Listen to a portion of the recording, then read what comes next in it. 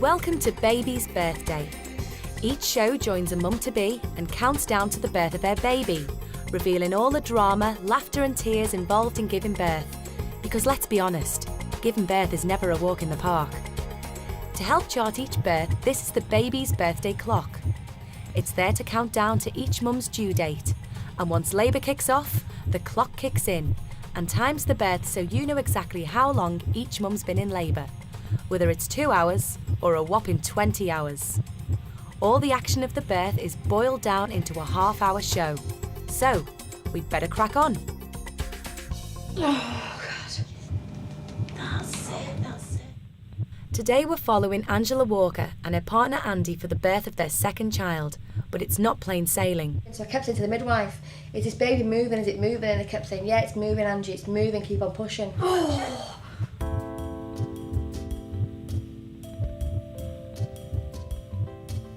Angela and Andy already have a 22-month-old son called Joe, and they're well on their way with number 2. Very different personalities, very different characters, myself and Andy. I'm the one who's a bit more bolshy, whereas Andy's the one who's very reserved, he's a lot more laid back than me. And when we found out I was pregnant the first time, I lost 2 babies before I had Joseph. So that was quite traumatic. So Joe's a very special little boy to us, really. Andy lived alone right up until the moment he brought Angela and baby Joe back from the hospital. So fatherhood first time round was something of a shock. But when Joe was born, he had absolutely no idea of fatherhood. Because he'd been a bachelor for such a long time, really, and living on his own and doing his own thing. And he didn't know what to do. He didn't know how to change a nappy. He didn't know how to hold the baby. Now he's fantastic, because now Joe's getting to the age now where he's nearly almost 2 and he's nearly talking. So we do complement each other very, very well. We are, different characters, but we get along extremely well, and he's a very, very good father. But I think it's really important that you have a sibling to grow up with. Granted, it wasn't planned, this pregnancy. So I didn't really, contemplate on having one so soon, because obviously Joe's only 22 months old and he's only a baby yet, as such. But I think it'll be nice that they grow up together and they can play together. Angela's first labour was a long drawn-out affair. Well past her due date, she was repeatedly induced. Even after a 17-hour labour, baby Joe still didn't come out without a fight.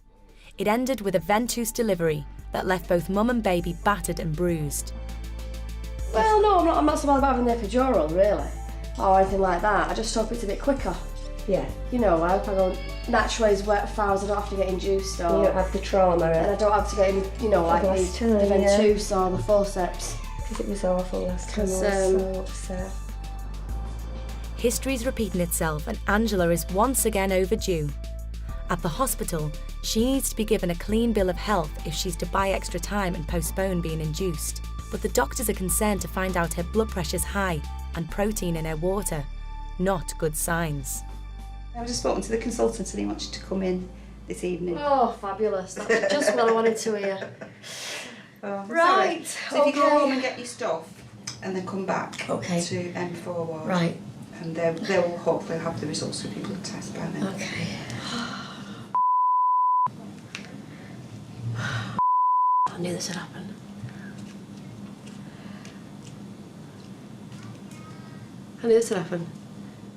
Andy takes Angela to hospital and fears a rerun of the last labour. I know what she went through last time, so I really wasn't looking forward to it for her. Plus also concerned for the baby. Just the actual thought that something might be wrong with Angie and the baby, that they actually was going to induce her that night, when previously in the evening they'd said that they would only induce her if something was wrong, so I was really worried. Andy was with me while I was being monitored. He took me to hospital and then he stayed for a couple of hours with me, and then about 9:30 I sent him packing and said, you may as well go home because nothing's really happening. I said, so expect a phone call. Using the last labour experience to guide him, Andy thinks they're in for a long haul and goes straight home to save his strength for later. The doctors are so concerned by Angela's headaches and high blood pressure, they have plans to induce her straight away. And when they monitored me, they noticed the baby's heartbeat was quite fast, really. There was no contractions, waters hadn't broken or anything like that, but the baby's heartbeat was a little bit fast. And then I progressed into a headache. I got quite a bad headache and felt very nauseous. And the midwife looked quite worried, so she went to see the doctor, and the doctor came to see me, and I had an internal. And I think it was about 3 centimetres at that point, really. Angela's already on her way naturally, so she doesn't need to be induced. But the doctor's concerns still remain, so they break her waters to speed things along. So I'm really glad that I've gone more natural than getting induced, really. I feel a lot happier, and hopefully they're hopeful that this baby is going to be coming out sometime tonight. And it's now 3:05 in the morning. Fantastic news for Angela, but there's another issue, this one closer to home. When I went down to the delivery suite, a lady, a midwife, approached me and said, "Oh, Angie, I don't mind looking after you, but..." And I just thought, oh my God, go on, something's gone wrong. She said, "I'm your neighbour." I went, "Oh, okay." Sandra, her midwife, lives just 3 doors away. What a way to meet your neighbour. The doctor came in and brought me waters, and then the contractions really started to come in. So I had some gas and air, which sent me as high as a kite, and I was just loopy, really loopy for about 10-15 minutes. But then the contractions were really quite strong. So I opted for the epidural. The epidural is the most effective pain relief on offer, but it does have a number of side effects, one being constant itching. It's quite common, affecting 1 in 4 women, and even has a name, pariatis. Itching everywhere. I scratch myself to death, and I can't feel that from my body to scratch. So when I scratch it, I can't bloody feel it. Everywhere's itching. When I scratched myself, I couldn't feel myself scratching. So it was a really quite odd sensation, really. But my boobs were itchy, and my arms were itchy, and everything was just itching off from this epidural, you know. So a combination of that and contractions, I was kind of going a bit nuts. I was like, get this baby out, get it over with quick, because I was just itching everywhere, you know. And like I said, I was scratching and scratching, but couldn't feel anything. So it was quite odd. Angela has been put on a drip. Epidurals have a tendency to slow down labour, so expectant mums are 3 times more likely to need a drip to give their contractions a kick start, and Angela's kick off almost instantly. Oh yes, it's coming back. As soon as I had the drip, which was on quite low, the contractions just within 5 minutes just really started again, really strong. Oh, it's coming back. Oh yeah, well, it's definitely starting again. It's coming back again now. So they seem to be speeding up, don't they? Whilst the drip has sped up labour, it's also slowed down the baby's heartbeat. This is the baby's heartbeat between contractions, a healthy 120 beats per minute. But during contractions, it tumbles to just 75. The midwife is quick to spot the problem and turns off the drip. It's still not an awful lot happened, but as soon as I put it up to 4, it was still like, I don't like it as much. Just give it 10 minutes or 2. Yeah. It's nice and reactive, and the baseline's lovely. It's not tachycardic or anything like that. But apparently the baby's heartbeat was really dipping, but I wasn't aware of any of this up until maybe the last 15-20 minutes. That she said that it was not nothing to worry about, but apparently the baby's heartbeat was slowing down. Because these contractions are coming a bit more frequent, it's just not liking it, and his heartbeat's dropping with the contractions. Yeah. There's nothing really to panic about it, but it's just a warning sign. Right. So I've slowed that down again. Right. It's coming back again now. Yeah, coming back again. It sometimes happens that you get it quite high, but it's not very low.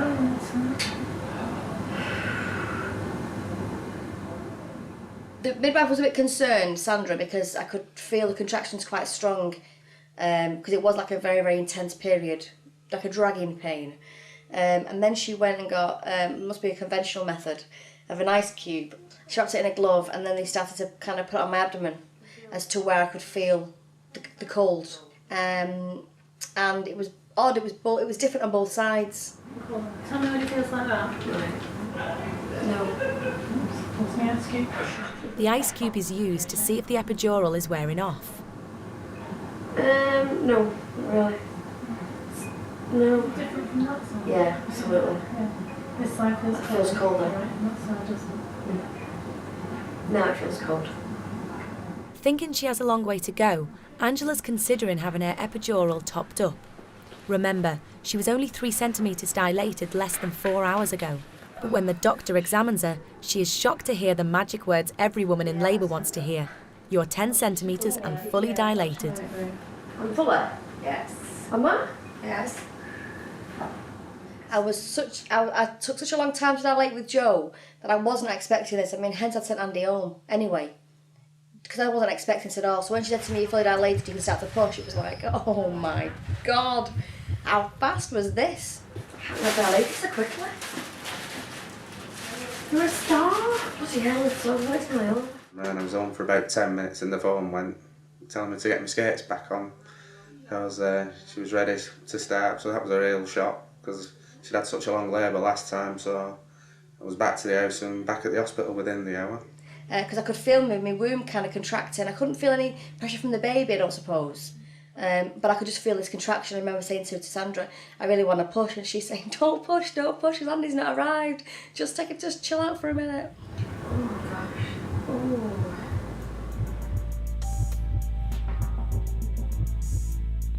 Coming up, Angela's ready for the big push, but where's Andy?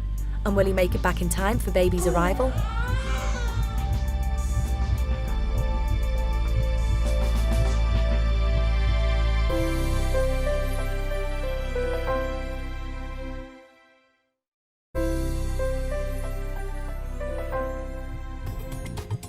We're back with Angela and Andy. Despite fearing a repeat of Angela's long and traumatic first labour, after just 4 hours, Angela is ready to push. The speed's taken them by surprise, and Andy just made it back in time. Did you get in bed? I got on the settee. Oh. Yeah, I'm ready to push. So I knew that I could cope with whatever amount of pain they were going to throw at me now. I know I could cope with it because this baby was on its way, really. But if she had said to me, oh, Angie, you're only 5 centimetres dilated, I would have definitely gone for the pain relief. Oh, I'm getting another one, Sandra.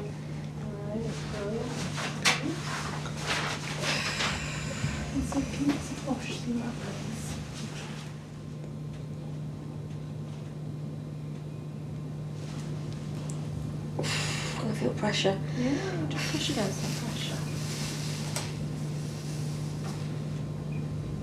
The pain carried on, and then I don't know, it was really strange because it just changed. It slightly changed, and I could feel this pulsating, like this real wanted to push. For the first time, I actually wanted to push. It's Andy's second time around as a birthing partner, and he's obviously perfected his technique. Andy was fabulous actually during this. He was a lot more quiet than last time. He was very vocal last time, Andy. I think I had to be different this time because Angie's mum was with us last time and I was just scared, stood above her shoulders last time, so I know she needed me there for her. Plus the birth was a lot easier this time and the labour seemed to go a lot easier and a lot quicker, so I just tried to be there for her because she was doing great. I just tried to support her in whichever way I could. Go on, really hard. Go on. Go on. Go on, really hard. Go on, Angela. Get angry with it. Go on. Oh, God. Oh, God. Oh. Just sat at the back. Baby. Yeah, I can see it. It's got nowhere. Has it not? The other one was full of hair. Ginger as well. And I kept saying to the midwife, "Is the baby moving?" Because when I was with Joe, Joe never moved. I mean, he was stuck for like an hour, which is why they did the ventouse. So I was paranoid, that this baby wasn't moving. So I kept saying to the midwife, "Is this baby moving? Is it moving?" And they kept saying, "Yeah, it's moving, Angie. It's moving. Keep on pushing." You just don't feel like it's moving, do you? I think it's one push and it's out, don't Yeah, you? it's just like sticking there, sort of thing. It was like that. Really Joe was like that. concentrate. So they kind of willed me on to really start to push. So then I really started pushing very, very strong. And I could feel the baby coming on the birth canal. I could actually feel the baby's head moving down. And that was the most amazing thing I think I've ever gone through, just to actually feel that. Which is why I was so overwhelmed with having a good birth. you know, because I could actually feel what I was doing was actually working at this point, and I could feel it moving. So when she got near to, obviously, to the opening, I could feel the head. Before it actually came out, I could actually feel the head there. It was fabulous. I could feel it, yeah. Can you feel it? Yeah. I'm just going to the bottle on, just want to swig. As the baby edges forward, it's vital Angela listens to the midwife carefully. To push, when only a pant is needed, could mean stitches, and we don't want that. Oh gosh. She was saying, don't push, now pant, now breathe heavy. She was saying all these key words, and I was just very focused on what she was saying to me, because I wanted this child delivered safely. Keep pushing, keep pushing, keep pushing, keep pushing. Go on, Angela, keep pushing, keep pushing. That's it, that's it. I can see some of her. Go on. Go on, brilliant. I was ready to catch her. I was ready for this baby to go on my chest, because I didn't have that last time, and like I said before, I was oblivious to it last time. So I didn't have any of this, I didn't experience any of this, and that's my only regret. I think about having Joe is that they kind of, because it was quite traumatic, and they really did yank him out. They took him straight off me.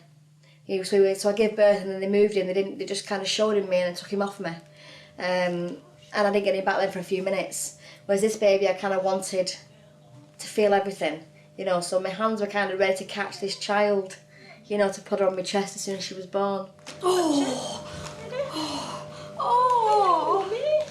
After an ultra-quick labour, baby Gabriella finally makes an appearance. But the emotion of the moment seems to have affected Andy's eyesight. What have you got? I don't know what we got. Where is it? Have a look, have a look in. Oh. Oh, it's a little hard. What is it? It's not. Is it not? Is it a girl? Oh, I thought it was hard. Once this baby comes out, and you see this baby, everything that you've experienced, every amount of pain that you've gone through just goes. It just goes, and it's like someone's kind of like plonked your body back for you.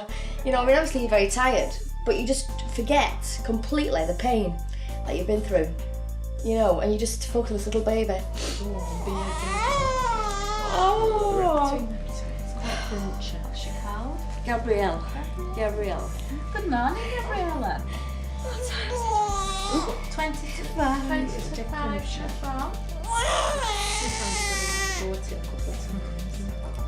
She said, cut the cord, and he was like, no, she said, cut the cord. So he cut the cord, and then he kind of got a bit emotional, you know, and then they put the baby on the chest, and like I said, it was the most magical experience that he could ever go through. Perfect. She's like, She is. she's a beauty, aren't you? When Gabriella came out, it was amazing. It was really emotional again. I didn't think I'd fill up like I did with Joe, but unfortunately I did again.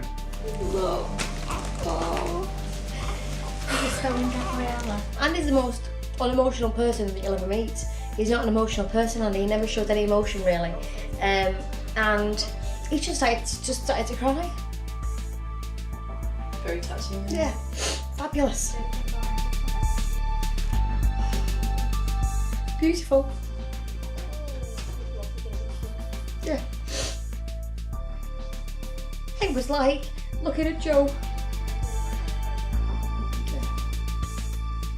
Yeah. She was gorgeous. But it's a wonderful experience actually seeing your baby come into this world. And I recommend it to anyone.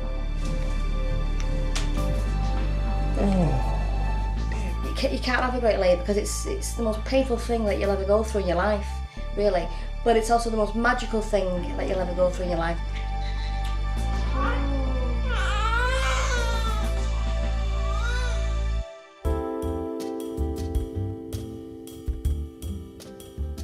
This is Gabriella Rose Cleland.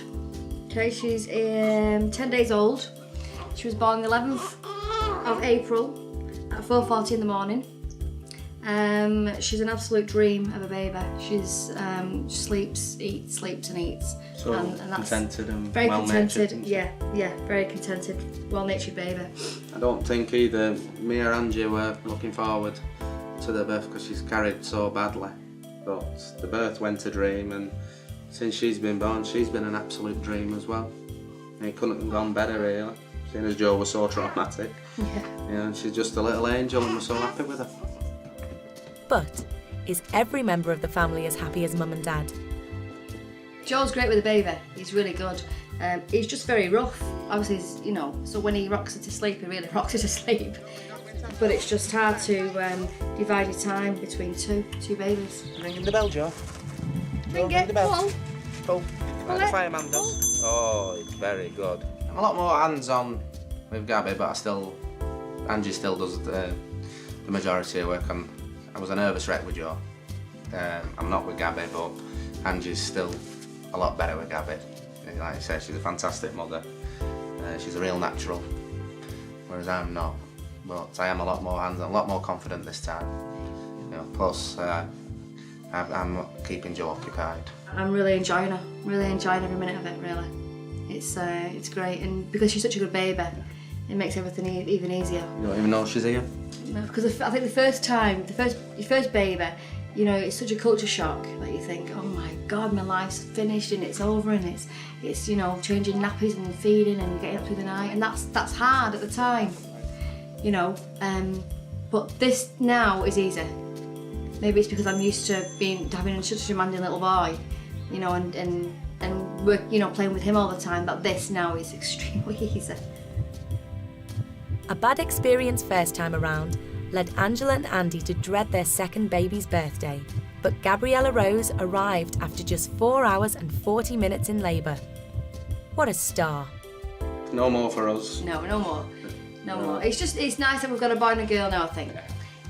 Saying that, 2 boys would have been fabulous, would have been equally as nice, But it's just lovely that we've got a boy and a girl, so now that makes everything complete. We've got two happy, now, healthy, beautiful children. That's all anyone could ever wish for, really. And we're done now. Yeah, no more. No more now.